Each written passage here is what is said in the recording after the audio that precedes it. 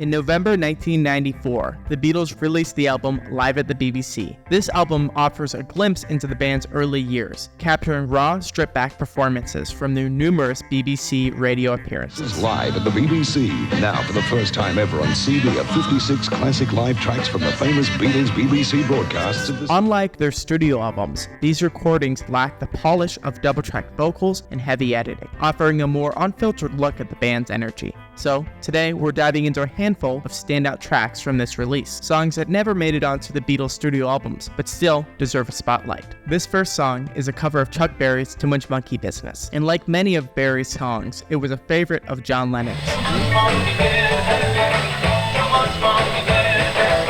An interesting detail about this cover is that Lennon likely played the guitar solo, a job usually reserved for George Harrison. While there's no hard source for this information, the solo's raw, punchy style bears a striking resemblance to Lennon's solo work on Long Tall Sally. I've always thought this is one of the Beatles' best covers, and it could have easily replaced some of the weaker covers on their earlier albums. I'll Be On My Way. This is one of the weirdest BBC-only songs because it's not a cover. It's a Lennon-McCartney original. For the longest time, I assumed it was a Buddy Holly cover because it sounds so similar to him. The lyrics are soft and poetic, with lines like, "To where the winds don't blow and golden rivers flow, this way I will go." This is a Paul McCartney song for sure, and Lennon himself acknowledged it, saying, "That's Paul, through and through. Doesn't it sound like him?" It's a charming, understated track that highlights McCartney's skill for crafting melodies that feel timeless. The next song we're going to be covering is Soldier of Love.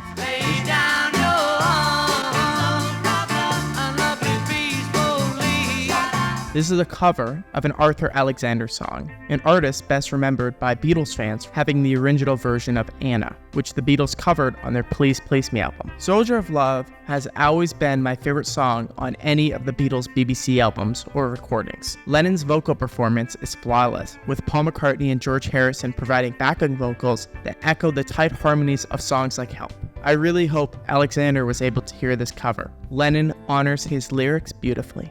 Lucille is a Little Richard cover with Paul McCartney and vocals. It has a similar vibe to the Beatles' cover of Long Tall Sally, another Little Richard song.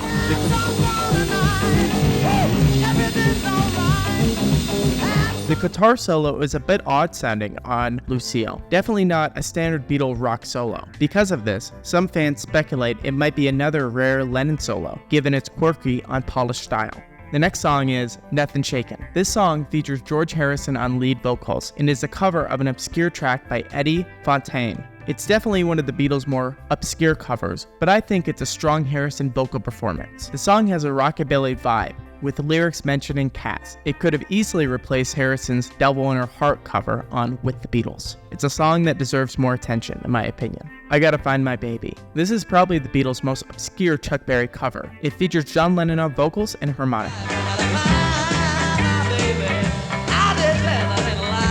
Interestingly, this wasn't originally a Chuck Berry song, but it's likely his version the Beatles were familiar with. The Beatles performed this twice for the BBC, but only one take has been officially released. This song is a romantic and electrifying song that captures Lennon's early rock and roll spirit perfectly.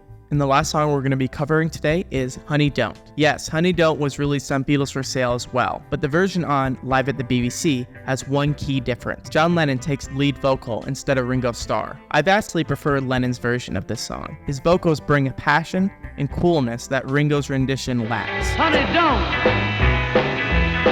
say you will when you won't.